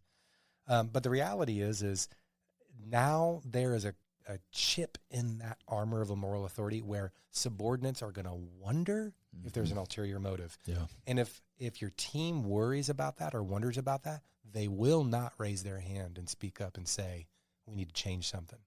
They will isolate and they will hide. I'll leave you with this final note. Stephen Pressfield wrote a book years ago. He's probably most famous for Gates of Fire, his historical fiction novel about the Battle of Thermopylae and the Spartans that defended the pass against the Persian army. He also wrote a book called The Warrior Ethos. And in The Warrior Ethos, he makes a startling claim. He talks about shame-based organizations. And he says, for example, Japanese Bushido culture was shame-based. If you failed on the battlefield, you just had to take your own life. That was the expectation. You're not worthy to live. He said Afghanistan's Pashtunwali culture was shame-based. And then he says the Marine Corps is shame-based. And I remember reading that and throwing the book across the room and saying, how dare you talk about my Marine Corps that way? Well, Stephen Pressfield served in the Marine Corps, so he's got some experience. Yeah. I went and picked the book back up, and I was like, oh, God, he might be onto something. Because shame-based organizations elevate how you appear over how you actually are in your character. And I think that there are elements of our approach to operational combat and operational stress control that are still somewhat contaminated, I would argue, with some shame-based ways of thinking and a definition of resilience that's just fundamentally flawed. Yeah. And it has to do with withstanding adversity without being significantly affected. That's the Rocky Balboa mindset. The Rocky III mindset is different, where it says, oh, no, you're significantly affected, and you're not going to be able to just withstand this adversity. You're going to have to be able to make a change. Yeah. And those are the cognitive skills that I don't know if we've quite figured out how to train our Marines, soldiers, sailors, airmen, and our own students in our high schools and colleges across this country, train those types of cognitive skills to be able to say, You're going to face adversity. Yeah. You will not always be able to withstand it. And when you run into that, you've got to be able to make a change. That's resilience. And that's what I'm excited to be a part of the conversation with the Marine Corps, because the Marine Corps is near and dear to my heart. Sure. To see if we can't adapt and evolve our resilience programs in order to start to make a dent in the active duty suicides. And that maybe that could be a model for on the reserve side, on the National Guard side, on the veteran side writ large. Yeah. But also the administrative separations, those disciplinary and mental health issues that lead to a young Marine or a soldier or a sailor or an airman not being able to complete their contract because something happens and they can't hold a weapon anymore. And they feel shame about it. And there's shame associated with it. And as soon as they can't, in the Marine Corps anyways, I can only speak to the Marine Corps, but I'm sure it's true elsewhere. If that Marine can't hold a weapon anymore, they're going to end up separated. Yeah. Because that's what you got to be able to do. Yeah. But if there's suicidality or some other diagnosis or some other issue that's causing you to not be able to go to the rifle range, not be able to deploy, you're going to be out of a job. And that to me is an alarming set of data when you look at the number of administrative separations that are associated with those types of mental health diagnoses. I'm not talking about PTSD. I mean, that's in a different separate issue category. Yeah. But I am talking about the things like anxiety disorder and depressed mood disorder and adjustment disorder. Some of those kind of squishy mental health diagnoses that seem to be identifying a Marine who's having difficulty adjusting to their life as an active duty Marine, and that leads to them being separated, as opposed to perhaps some preventative training methodologies that might be able to make a dent in the amount of Marines that end up not being able to complete their contract. So I just did a Freedom of Information Act request and got some data from Headquarters Marine Corps that shows a really interesting trend in the Marine Corps for the last 20 years as it relates to administrative separations for mental health diagnoses. The number one reason we had to separate a Marine whenever I was a battalion commander was for a mental health diagnosis. Wow. Not for drugs, not for a commission of a serious offense, but for a behavioral mental health diagnosis that led to their separation. Wow. I don't think most people know that. No. And so that's something that suicide absolutely should be a priority focus. But I think those administrative separations should be another focus, because that's a lot of people that are not available to deploy now. Yeah. Because they got separated because they had difficulty adjusting. And I think a lot of them are perfectly capable of adjusting. Sure. If we can just equip them correctly on that training. It just takes a little bit of tweaking. You know, earlier I said, and I'll stand by it, I think currently it is true, even though I disagree with it, in practice, the military sees its service members in many capacities as a number. You're a cog in the machine. And I think that's the mindset that needs to be changed if we want to save lives. What I'm hearing you say, Mike, is vulnerability is a huge part of resilience.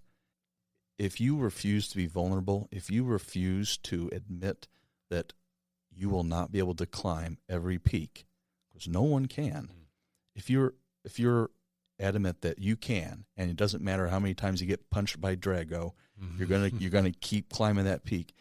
You're only going to hurt yourself, and you're going to hurt your team. For Rocky, it ended up being TBI and early retirement. Yeah, and I think that's a very reminiscent metaphor for a lot of our veterans, in terms of a lot of what vets are dealing with now, and especially those that maybe weren't able to finish their enlistment because of a resilience issue. Yeah, you know.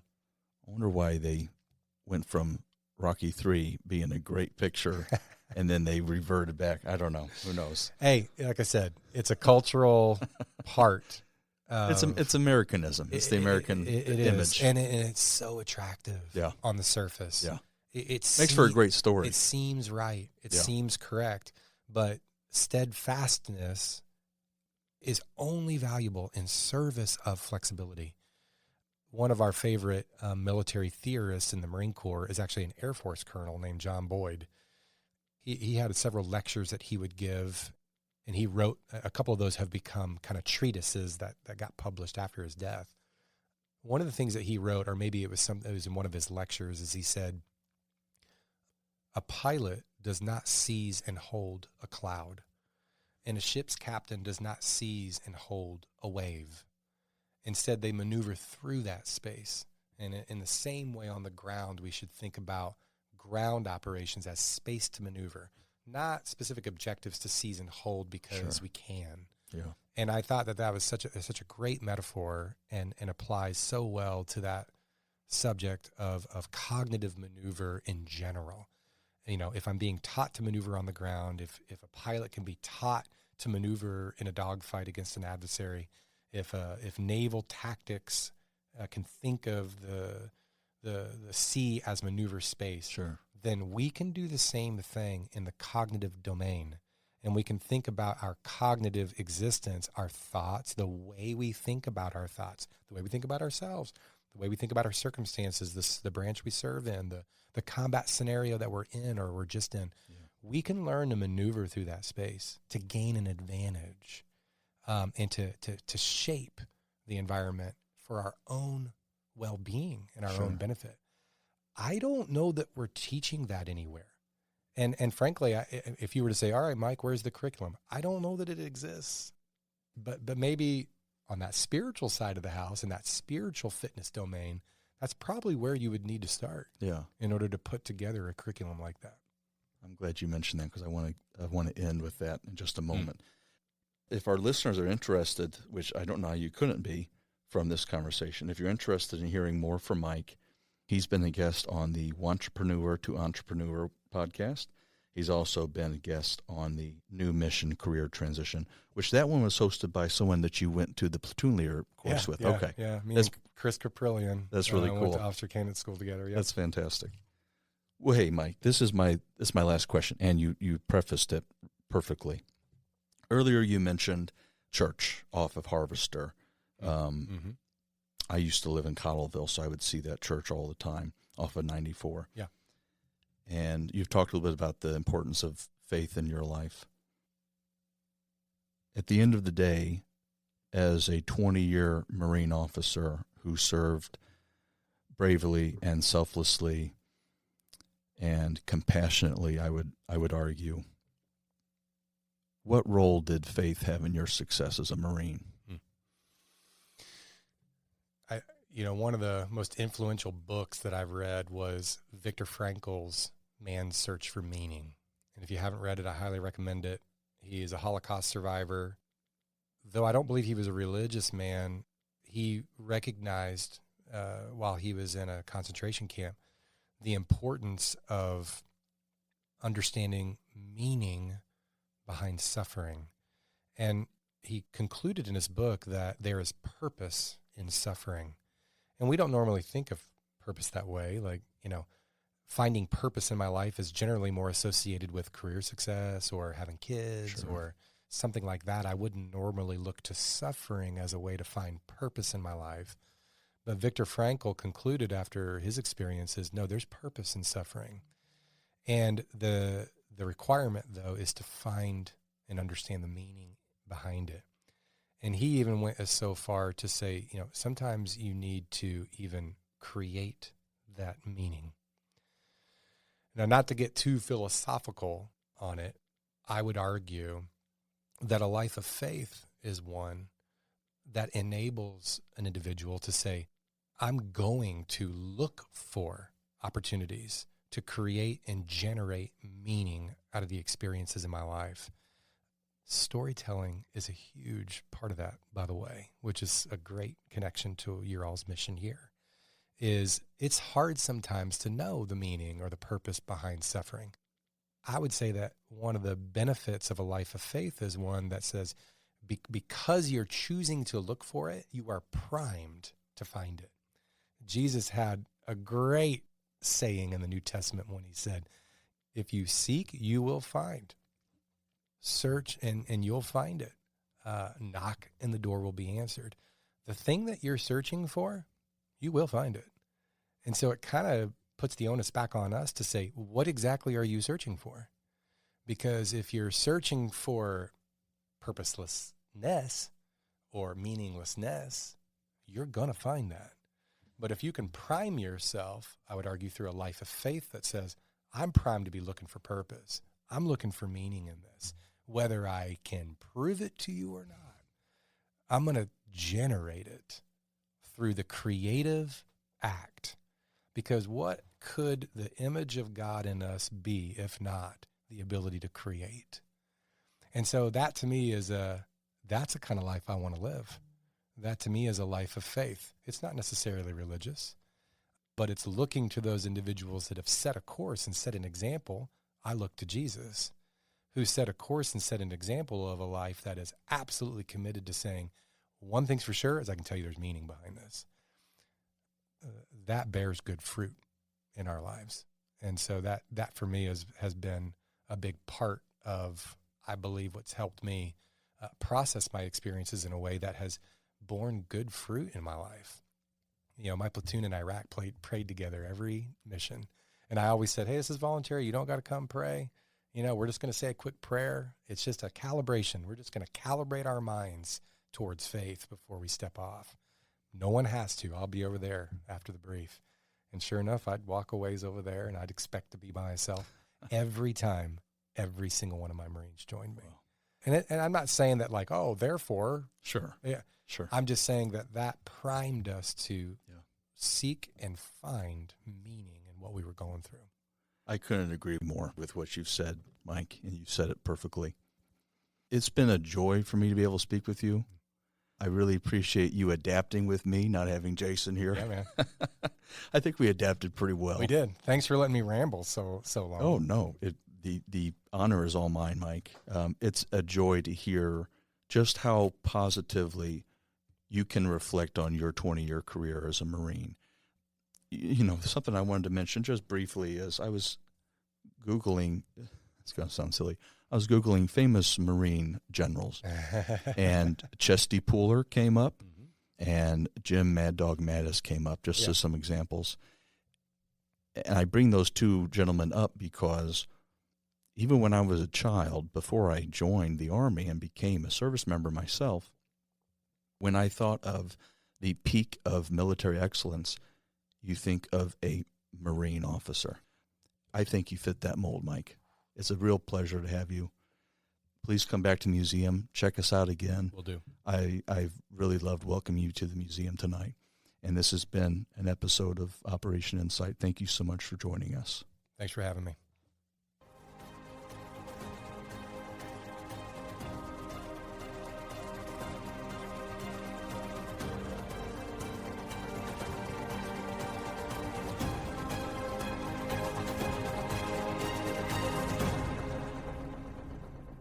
Operation Insight is brought to you by the Mid-America Veterans Museum. Do you like our podcast? With your support, we'll continue to bring you great programming. If you'd like to donate, go to mavm.org and click on Donate.